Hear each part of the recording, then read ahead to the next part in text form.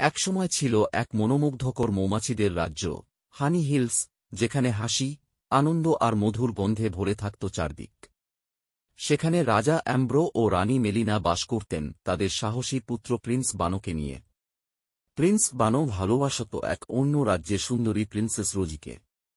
তাদের প্রেমে ছিল ফুলের সুবাস, আকাশের রং। কিন্তু হঠাৎ করে অন্ধকার নামল। ভয়ঙ্কর কালো মৌমাছি ডার্কস্টিং হানি হিলস রাজ্য দখল করতে চাইল, কারণ এই রাজ্য ছিল মধুতে ভরপুর। রাজ্যের এক বিশ্বস্ত মৌমাছি খবরটি প্রিন্স বানোকে জানায়।